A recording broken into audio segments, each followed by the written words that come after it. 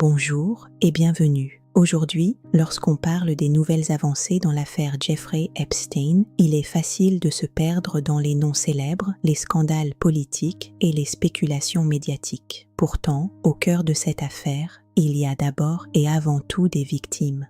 Des jeunes filles devenues femmes qui vivent depuis des années avec les conséquences d'un système d'exploitation organisé, protégé par l'argent, le pouvoir et le silence. La publication récente de millions de pages de documents liés à l'affaire a ravivé la douleur pour plusieurs survivantes. Pour beaucoup d'entre elles, voir les échanges, les agendas, les correspondances et les noms d'hommes puissants remis sous les projecteurs ne représente pas seulement une avancée vers la vérité, cela rouvre aussi des blessures profondes. Certaines victimes ont exprimé publiquement leur frustration. Elles affirment que malgré la quantité massive de documents publiés, le système continue de les laisser en arrière-plan pendant que l'attention se concentre sur les élites citées. Pour elles, la question n'est pas seulement qui est mentionné, mais plutôt qui rend des comptes. Il faut se rappeler que Jeffrey Epstein a pu opérer pendant des années, malgré des signalements, des enquêtes et même une condamnation en 2008 dans le cadre d'un accord controversé en Floride. Pour les victimes, cette période représente un double traumatisme.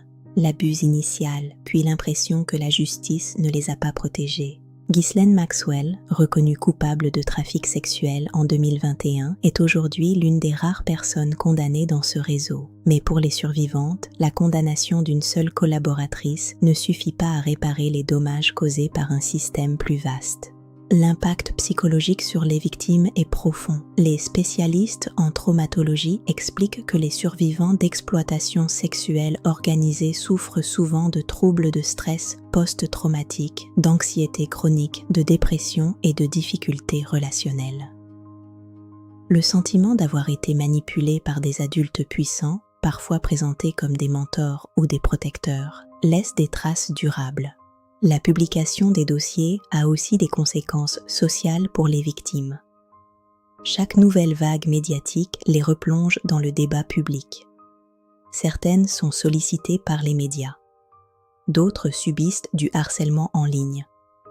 Certaines choisissent de rester anonymes, d'autres décident de parler publiquement malgré les risques. Il y a aussi un enjeu financier.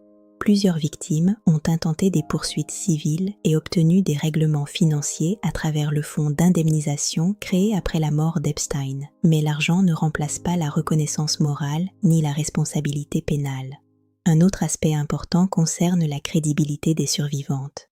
Pendant des années, certaines ont été mises en doute, attaquées ou discréditées. Aujourd'hui, le fait que des documents officiels confirment l'existence d'un réseau organisé renforce leurs paroles. Cela peut représenter une forme de validation, même si elle arrive tardivement. Sur le plan institutionnel, l'affaire a mis en lumière les failles du système judiciaire. Comment un individu accusé à plusieurs reprises a-t-il pu bénéficier d'accords aussi favorables? Pourquoi certaines enquêtes ont-elles été ralenties ou limitées? Ces questions ne sont pas abstraites pour les victimes. Elles représentent des occasions manquées de protection.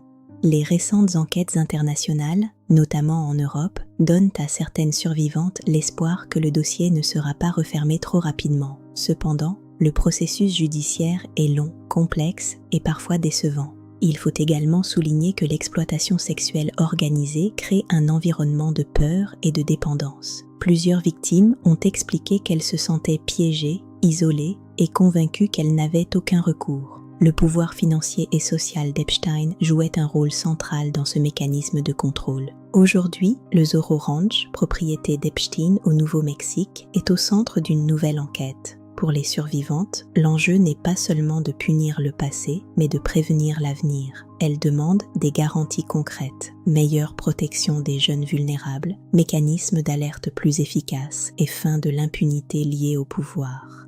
L'affaire Epstein a exposé une réalité dérangeante. L'exploitation peut prospérer lorsqu'elle est entourée de silence, de prestige et de complicité passive. En centrant la discussion sur les victimes, on rappelle que derrière chaque document judiciaire se trouve une histoire humaine. En conclusion, l'affaire Epstein reste avant tout une affaire de survivantes. Leur combat pour la reconnaissance, la justice et la dignité continuent. Et c'est peut-être cela le véritable test de cette affaire. Savoir si le système écoutera enfin celles qui ont été réduites au silence pendant trop longtemps. Saurons-nous enfin écouter celles qui ont été réduites au silence? Partagez votre avis, abonnez-vous et partagez cette vidéo. À bientôt.